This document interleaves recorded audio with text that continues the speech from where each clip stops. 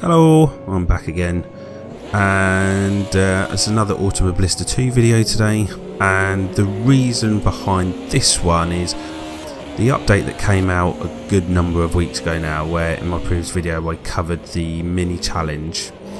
They also released another sort of 3 or 4 cars as well, and yeah, just sort of since then I've not really been able to sort of try them out.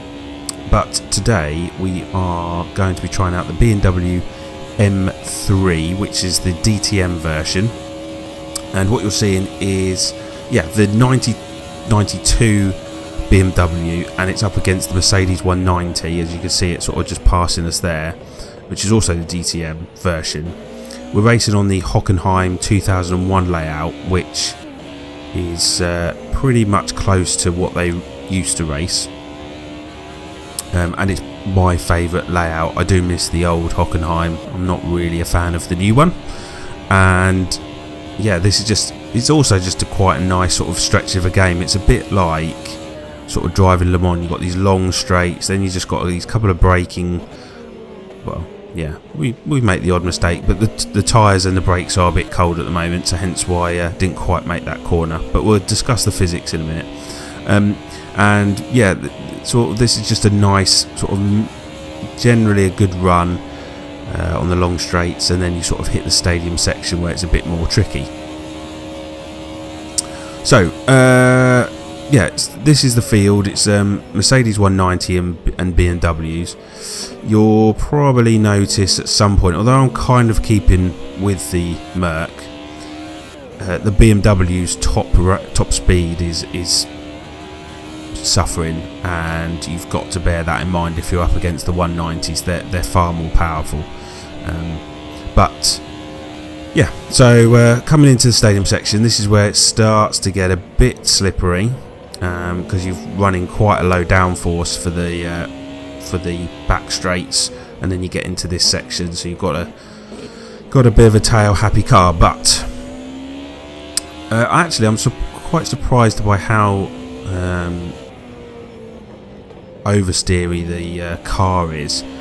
On the, you know, when you look at this on videos and stuff, it looks pretty planted, but certainly around here I was sort of really struggling with the overall grip. It didn't really feel like you always had complete control of the car.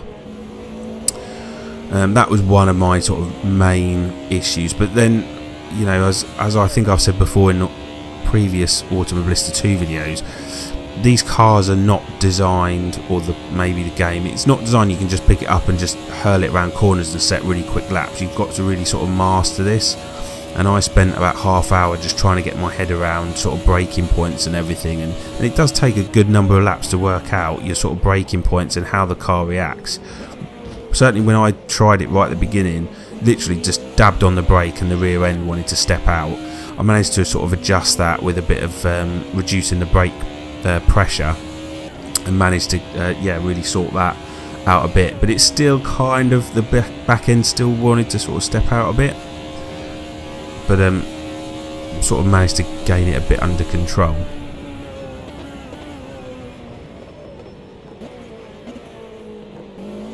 So how does the car feel? Car feels great. Really nice challenge, and you know, you're just trying to sort of fight it, but loosely fight it, which is really nice. Braking issues we just discussed, a few little issues there. That might also be something still to do with the game. A few people finding issues with braking pressure, as you can see, going quite deep into that corner sort of unnecessarily. Each sort of lap I was just doing something different. I was never really able to hook up a really decent lap here. There was always something that was ever so slightly wrong, should we say. But coming back into the stadium section now, the Sachs curve,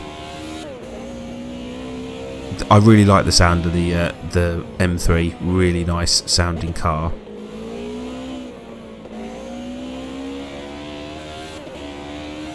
And then we just go through the Sud curve. Oh, getting it very very sideways, and then back onto the start finish straight. We've only got like I think a couple more laps to go, so don't worry. So obviously this is in VR with the Oculus Rift. I've actually reduced the settings slightly in order to just gain some extra FPS from, you know, when I'm playing it. So although it might not look that great on YouTube, it was a lot better in my headset, and just allowed, the more FPS you get, the less likely you are to feel a bit sick or nauseous, because VR is one, certainly in racing games, is still a bit of a contentious issue when it comes to doing long stints in VR. If the game's not really running quickly, it can, as I say, make you feel just a bit little sick. Getting a bit cross through the chicane there, but you can see we've got a number of cars really sort of on my case, and it's only going to take a couple of mistakes and they're going to be all over me. Time progression, by the way, is on ×4, so although we've got this sort of sun setting, it's going to start to get reasonably dark within the next lap or so.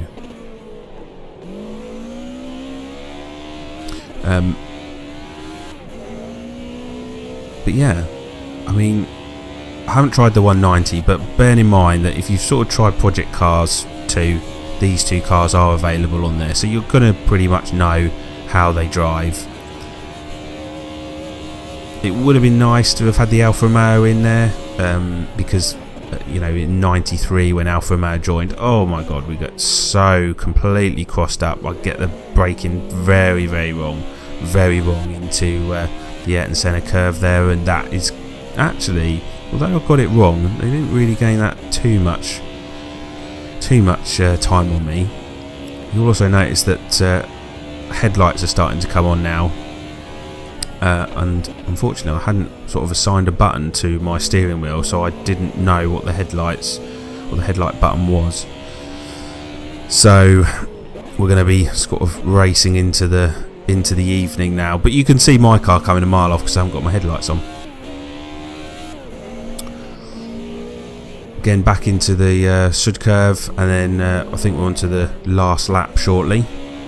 Don't think we're going to make first, but we're holding our own here in second in arguably the sort of the least favourable car on the DTM. But anyway, as I was saying, Alfa Romeo would have been nice to have got them in, which would have put a full DTM season from '93, which would have been quite nice, but don't think that's going to happen, which is a shame. So it's unfortunately basically a two-car race. There's a custom livery set which I added recently to the game, which produced all the authentic liveries onto the Mercedes, which was quite nice. I don't know if you're going to be able to really get a shot in there, but there's a Karcher version, and it's been passed unfortunately for second there. So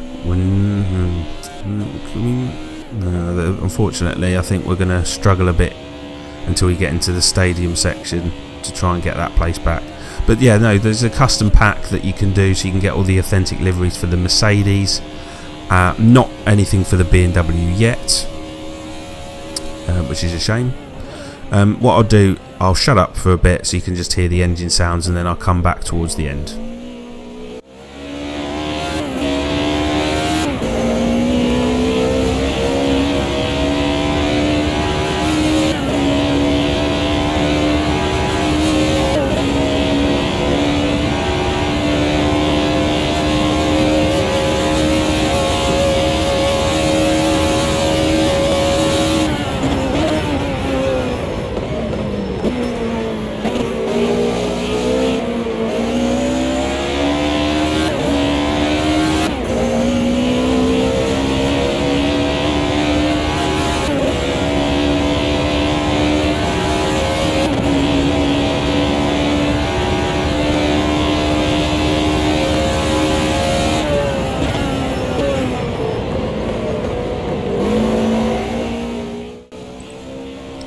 Notice we're getting a bit of opposite lock as we come into the stadium section. The car just doesn't want to quite bite, but we're Agip curve now, and we're yeah, we're going to really struggle to pass this guy in these corners, but it is the last lap, and that's Automobilista 2 in the BMW E92 M3, and we're going to, I think E92, or was it E87? But anyway, there you have it, 4 laps, and yeah, like and subscribe, and I'll see you again soon.